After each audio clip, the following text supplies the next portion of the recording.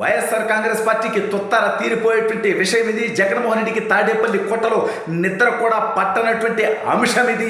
జగన్మోహన్ రెడ్డికి చిట్ట చివరి వరకు బానిసత్వం చేస్తున్నటువంటి పోలీసులకి భారీ షాక్ ఇది.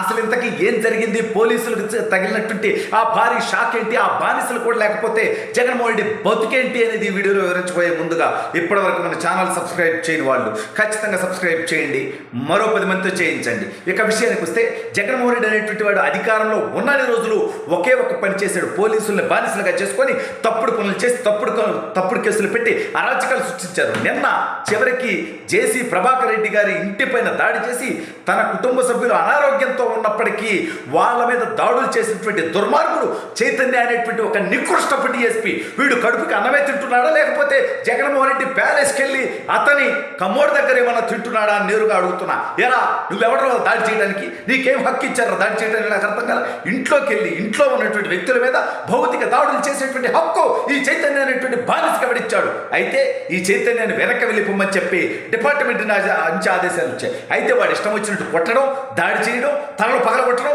ఆ తర్వాత జస్ట్ నీ పని నువ్వు చేసుకోపో అంటే దీనికి బాధ్యత ఎవరు తీసుకోవాలి, దీనికి శిక్ష ఎవరు అనుభవించాలని చెప్పి నేను అడుగుతా ఉన్నా. ఇవాళ రాష్ట్రంలో అరాచకాలు సృష్టిస్తూ ఆ అరాచకాలకి సహకరిస్తున్నటువంటి పోలీసు కొడుకులకి వాడెవడైనా కానీ వాళ్ళు మాత్రం తప్పుడు పనులు చేయొచ్చా? సామాన్యులకే శిక్ష ఉంటుందో, ఒకటి మీద దాడి చేస్తే అదే శిక్ష పోలీసులకు కూడా వేయాలి. ఏ జగన్మోహన్ రెడ్డికి బానిసత్వం చేస్తారా? కులం కోసం కొందరు, మతం కోసం కొందరు, డబ్బు కోసం కొందరు, ప్రలోభాల కోసం కొందరు, ప్రమోషన్ల కోసం కొంతమంది జగన్మోహన్ రెడ్డికి తప్పుడు పనులకి సహకరిస్తే మీ బతుకులు రాబోయే రోజుల్లో బజార్లు పడతాయి. దెబ్బ తిరిగి మేము కొడితే మీకు తగలతా, మేము కొడితే మీకు తలకాయలు పగలవా? ప్రజాస్వామ్యాన్ని గౌరవించేటువంటి వ్యక్తులు, తెలుగుదేశం పార్టీ కార్యకర్తల నాయకులు ఇంతకు ముందులా ఉంటారని మీరు ఊహించుకోవద్దు. ఆల్రెడీ 6 ఎస్పీలు తుత్తర తీరి పీక పడేశారు, ఇంటెలిజెన్స్ ఐజీని పీక పడేశారు, డీజీపీని పీక పడేశారు. అనేక మంది పోలీసు అధికారులు డిఎస్పీని, సిఐని, ఎస్ఐని సస్పెండ్ చేసినటువంటి విషయం మీ అందరికీ తెలుసు. అయితే జగన్మోహన్ రెడ్డి ఓటమి ఖాయమైపోయింది. ఇంకా కొంతమంది తొత్తులుగా, కొంతమంది బానిసలు నేను గమనించా. ఉదయగిరిలో ఒక రెడ్డి, పల్నాడులో ఇంకో రెడ్డి ఇష్టం వచ్చినట్టుగా జగన్మోహన్ రెడ్డి కోసం, కులం కోసం పనిచేస్తా ఉన్నారు.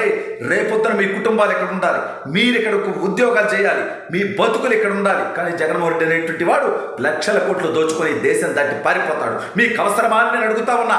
ఇవాళ వ్యవస్థలు అన్నీ కూడా ఒక్కొక్కటిగా సెట్ అయిపోయాయి. ఎన్నికలు దగ్గరకు వచ్చిన కొద్దీ జగన్మోహన్ రెడ్డి ఓటమి ఖాయమని తెలిసినటువంటి అనేక మంది ప్రభుత్వాధికారులు వాళ్ళకి ఇచ్చినటువంటి హామీలన్నీ తొంగలోకి తొక్కుతాయి. చివరికి పోలీసులు కూడా డిఏలు అలవెన్సులు, జీతాలు, పిఆర్సీలు అన్నీ మీకు అన్యాయం చేశాడు కదా. ఇంకా సిగ్గు లేకుండా జగన్మోహన్ రెడ్డి బానిసత్వం ఎందుకు చేస్తున్నారు? ఎవరి అధికారం శాశ్వతం అనుకొని చేస్తూ ఉన్నారు? ఇవాళ మీరు జీతం తీసుకునేది ప్రజలు కట్టేటువంటి పనులేంటి?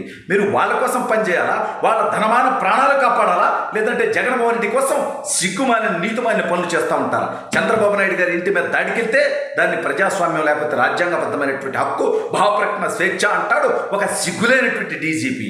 అదేవిధంగా జగన్మోహన్ రెడ్డి మీద రాయి దాడి తనే చేయించుకుంటే దాన్ని ఆపలేక, దాన్ని కంట్రోల్ చేయలేక, దాన్ని కట్టడి చేయలేక, తన చేతగాని తనాన్ని బయట పెట్టుకోలేక సంబంధం లేనటువంటి వ్యక్తిని అరెస్ట్ చేసేటువంటి ప్రయత్నం చేస్తాడు మరొక బానిస డీజీపీ. ఇటువంటి వ్యక్తులందరికీ రాబోయే రోజుల్లో తీరబోతుంది. న్యాయస్థానాల ముందు, చట్టాల ముందు ప్రతి ఒక్కడు కూడా నిలబడి తప్పులకి శిక్ష అనుభవించబోతా ఉన్నాడు. ఇవాళ పోలీసులకి డీజీపీ ఎక్కడున్నాడండి? సరే, ఈ డీజీపీ గారిని తెప్పు చేయాలి, హరీష్ కుమార్ గుప్తా గారు. ఆయన ఇవాళ ఢిల్లీలో ఉన్నారు, ఎన్నికల సంఘానికి వివరణ ఇస్తున్నాడు ఈ రాష్ట్రంలో జరిగినటువంటి అరాచకాల గురించి, ఈ రాష్ట్రంలో వైఎస్ఆర్ కాంగ్రెస్ పార్టీ చేసినటువంటి రక్తపాతం గురించి. ఓటేయలేదని సిగ్గు లేకుండా మహిళలను అని కూడా చూడకుండా వాళ్ళ మీద దాడులు చేస్తున్నారు. బుద్ధి లేనటువంటి, దౌర్భాగ్యమైనటువంటి అరాచకవాదులు. అటువంటి వాళ్ళు వీళ్ళు మళ్ళీ అధికారంలోకి వస్తే ఈ రాష్ట్రంలో ఎవరినన్నా బతకనిస్తారా? ఎవరి భూములైనా ఉండనిస్తారా? ఎవరి ఆస్తులైనా ఉండనిస్తారా? ఎవరి వ్యాపారమైనా చేసుకొనిస్తారా? విశాఖపట్నంలో మహిళలని కూడా చూడకుండా మహిళల మీద దాడి చేశారు, తెలుగుదేశం పార్టీకి ఓటేశారని. ఈ రకంగా రాష్ట్ర వ్యాప్తంగా అనేక ప్రదేశాల్లో బయట నుంచి వచ్చిన ప్రతి ఓటు తెలుగుదేశానికి పడిందని తెలుసుకున్నటువంటి వైసీపీ గుండాలు ఇవాళ దాడులకు తెగబడతా ఉన్నారు. పల్నాడులో ఎందుకురా అరాచకం మీరు గెలిచేటువంటి పరిస్థితి ఉంటే, మీకు ఎందుకురా అరాచకం తాడిపత్రులు మీరు గెలిచేటువంటి పరిస్థితి ఉంటే, ఆలగడ్డలో అరాచకం ఎందుకురా మీకు గెలిచేటువంటి పరిస్థితి ఉంటే, చెవిరెడ్డి గారికి దమ్ముంటే వాడి కడుపుకి అన్నం తింటే వాడు ఇవాళ చంద్రగిరిలో గెలిచేటువంటి పరిస్థితి ఉంటే అరాచకం చేసి తెలుగుదేశం పార్టీ అభ్యర్థి మీద దాడి చేయాల్సినటువంటి అవసరం ఏముంది? ఈ దాడులకు సహకరిస్తున్నటువంటి పోలీసులకి, ఈ దాడుల వెనక ఉన్నటువంటి దుర్మార్గులకి నేను ఒకటే హెచ్చరిస్తా ఉన్నా. తెలుగుదేశం పార్టీ, చంద్రబాబు నాయుడు గారు, నారా లోకేష్ గారు గతంలో లాగా ఉండేటువంటి పరిస్థితి లేనే లేదు. దెబ్బకి దెబ్బ వేయడానికి ప్రతి ఒక్క తెలుగుదేశం పార్టీ కార్యకర్త సిద్ధంగా ఉన్నాడనేది గుర్తుపెట్టుకోండి.